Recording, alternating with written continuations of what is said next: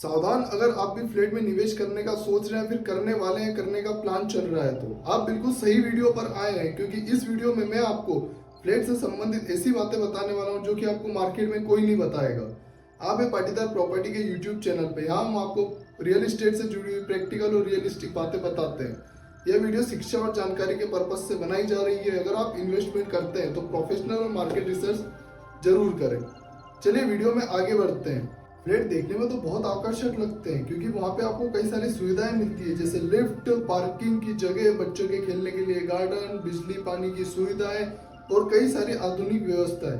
यही कारण है कि कई से लोग जल्दबाजी में डिसीजन ले लेते हैं। लेकिन आखिर सच्चाई क्या है? क्योंकि कभी कभार फ्लैट में पैसा लगाना आपका निवेश नहीं होता, आपका खर्चा बन जाता है, क्योंकि फ्लैट सिर्फ एक बिल्डिंग का हिस्सा होता है। जैसे जैसे समय बीतता है उसकी रीसेल वैल्यू गिरने लगती है, और जब 40 से 50 साल के बाद उस बिल्डिंग कमजोर होती है तो उसकी वैल्यू ऑलमोस्ट रुक जाती है। एग्जाम्पल के लिए, यदि आपने आज से 5 साल पहले अगर किसी फ्लैट में 40 लाख निवेश किए होंगे तो आज शायद वो 60 से 65 लाख का होगा। लेकिन वही निवेश अगर आपने किसी प्लॉट में किया होता तो आज शायद 1 से 1.5 करोड़ का होता, क्योंकि फ्लैट के कंपेयर में प्लॉट की कीमतें ज्यादा तेजी से बढ़ती है। और फ्लैट में निवेश करना सिर्फ एक बार का पैसा लगाना नहीं है, इससे जुड़े हुए कई सारे खर्च होते हैं, जैसे security maintenance charge, property tax, repairing fund और कई सारे खर्चे जो कि आपके जेब से हर साल लाखों हजारों रुपए निकाल लेते हैं। और कुछ लोग फ्लैट में इन्वेस्टमेंट करते हैं रेंटल इनकम के लिए। लेकिन अगर रिसर्च के हिसाब से देखा जाए, अगर एग्जांपल के लिए आपने कोई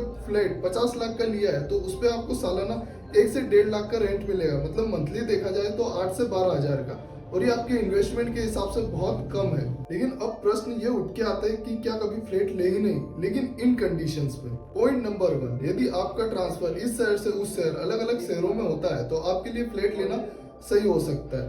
नंबर 2, यदि आपको तुरंत रहने के लिए घर चाहिए तो आपके लिए फ्लैट लेना सही हो सकता है। नंबर 3, यदि आपको सोसाइटी वाली लाइफ स्टाइल चाहिए, सिक्योरिटी चाहिए या वो वाला माहौल चाहिए तो आप फ्लैट ले सकते हैं। और कई सारे कारण हो सकते हैं, आपकी फाइनेंशियल कंडीशन, आपकी उस टाइम की सिचुएशन, आपके शहर के प्रॉपर्टी के रेट।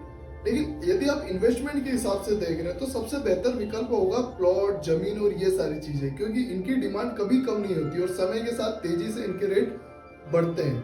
यदि आपको वीडियो यूजफुल लगी हो, वीडियो में कुछ आपको सही लगा हो, तो वो कमेंट में बताएं, और नेक्स्ट पार्ट आपको किससे रिलेटेड चाहिए वो कमेंट करें। Thanks for watching guys, channel को सब्सक्राइब करिए। मिलते हैं अगली बेहतरीन वीडियो के साथ। धन्यवाद।